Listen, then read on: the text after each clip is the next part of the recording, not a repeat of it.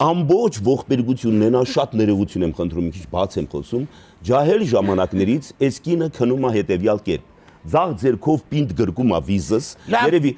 վախենում է, որ ես պետք է փախնեմ։ Բայց ես գեղեցկությունից ես երբեք փախչելու միտք չեմ ունեցել, ես իրան շատ եմ սիրում։ Բայց ինքը երևի մտածել է, որ կարող է փախչեմ, այս ձեռով պինդ գրկում է, այս ձախ ոտքը դնում է ստամոքսիս վրա։ Դե այն ժամանակ ես պարապած սպորտային տղային, չեր ազդում այդքան, ինքն էլ նիհար էր, համարյա քեզ նման նիհար էր ջահել ժամանակ, մանեջան, ու առանձնապես հոգս չէր։ Հիմա ես փոր ունեմ, արդեն այն չեմ, խնդիրը ինչն է, ես պետք է գիշերվա 3-ն է, 3:30 կամ 4-ն է,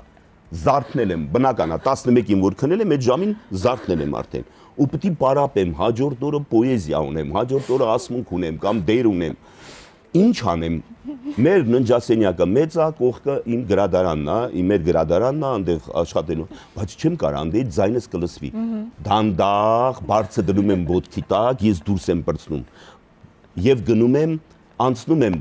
մեր միջանցքը, անցնում եմ մեր այդ բանը, մեծ սենյակը, հյուրասենյակը եւ խոհանոցում միացած է հյուրասենյակին, խոհանոցը այդ մեծ սենյակին, այնտեղ պարապում եմ։ Մեկ էլ տեսնում եմ կանգնեց գլխավերևս գիշերվա 1000-ին։ Ինձ թվում էր, թե ձայնից է, բայց ձայն չի հասնում։ Ուղղակի ոտքի տակ վիբրացիա չի զգում։ Բարձն է դրած։